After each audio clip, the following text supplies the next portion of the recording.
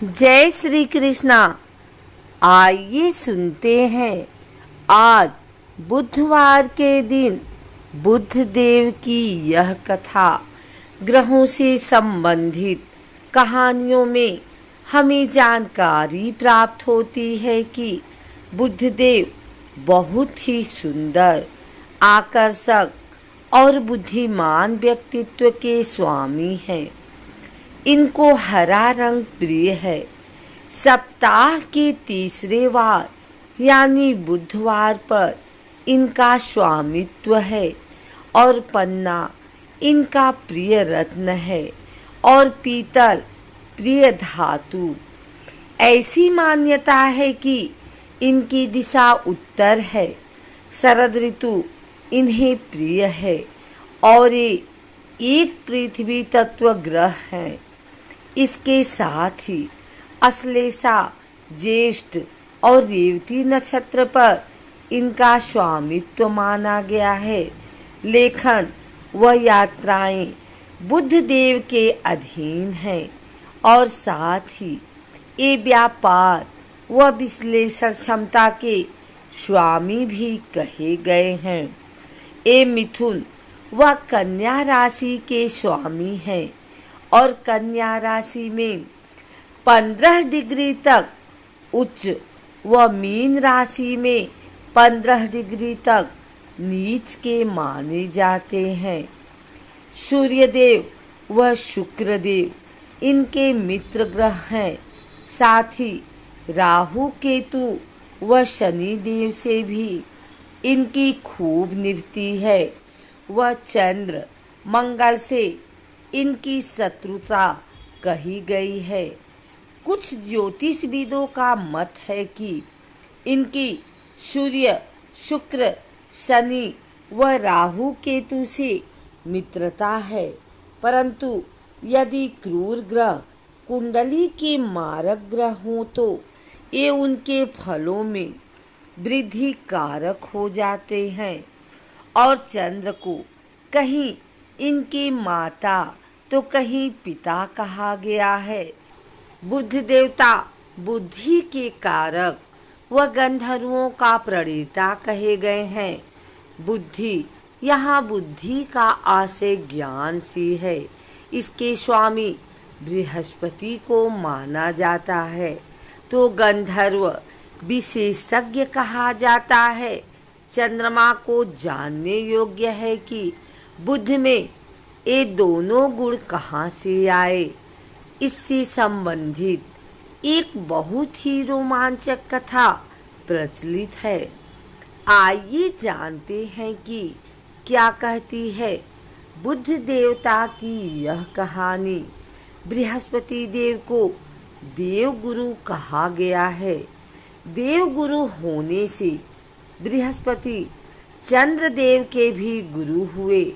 कथा कहती है कि देव गुरु की पत्नी तारा चंद्रमा की सुंदरता पर मोहित हो गई। वह उनसे प्रेम करने लगी। वे इतना आगे निकल गई कि बृहस्पति को उन्होंने छोड़ ही दिया। यहाँ तक कि जब बृहस्पति देव ने उन्हें वापस बुलाया तो उसने वापस आने से मना कर दिया। इससे बृहस्पति देव क्रोधित हो उठे। तब बृहस्पति एवं उनके शिष्य चंद्र के बीच युद्ध आरंभ हो गया। इस युद्ध में दैत्य गुरु शुक्राचार्य ने चंद्रमा का साथ दिया और देवताओं ने बृहस्पति देव का। ऐसी मान्यता है कि तारा की कामना से हुए इस युद्ध को तारा काभ्यम कहा गया।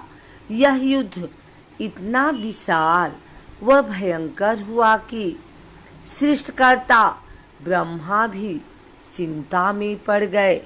उन्हें आभास हो गया कि इस प्रकार तो पूरी सृष्टि ही समाप्त हो जाएगी।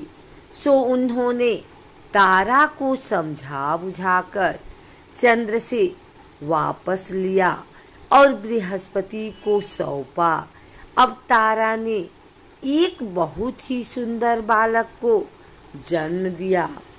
यह बालक इतना आकर्षक था कि चंद्र और बृहस्पति दोनों ही इसकी ओर मोहित हो गए और इसे अपना बताने लगे, परंतु तारा चुप ही रही।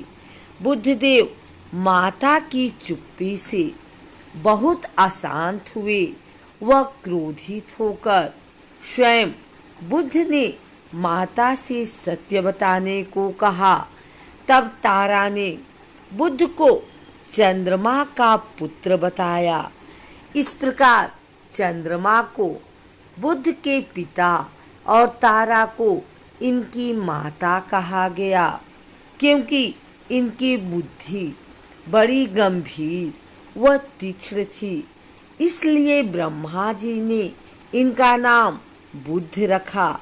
चंद्रमा के पुत्र होने व देवगुरु के लालन पालन के कारण इनमें दोनों ही गुण पाए जाते हैं, और यही वजह है कि बुद्ध को गंधर्व विद्या का प्रणेता व बुद्धि का कारक माना जाता है। एक अन्य कथा के अनुसार गुरु की पत्नी तारा पर मोहित होकर चंद्रमा ने उनका अपहरण किया। इनसे बुद्ध का जन्म हुआ, और जब चंद्रमा ने बुद्ध को अपना पुत्र घोषित कर उसका जात कर संस्कार करना चाहा तो गुरु क्रोधित हो गए। बुद्ध की सुंदरता व तेज इतना अधिक था कि गुरु इन्हें अपना पुत्र मानने के लिए तैयार थे, लेकिन चंद्रमा को एक कतई स्वीकार न था। सो दोनों में युद्ध हुआ, और ब्रह्मा जी के हस्तक्षेप के बाद तारा ने बुद्ध को चंद्रमा का पुत्र स्वीकार किया। अब चंद्रमा ने नाम संस्कार किया और इस बालक को बुद्ध नाम दिया। इस बालक का पालन पोषण चंद्रमा की पत्नी रोहिणी ने किया। यही कारण है कि बुद्ध को रोहिणे भी कहा जाता है। अगर आपको हमारी वीडियो पसंद आई हो तो इसे लाइक करें, कमेंट करें, शेयर करें और हमारे चैनल भक्ति गाथा को सब्सक्राइब करके बेल नोटिफिकेशन ऑल पर सेट कर लें, ताकि आगे आने वाली वीडियो सबसे पहले आप तक पहुंच सके। धन्यवाद।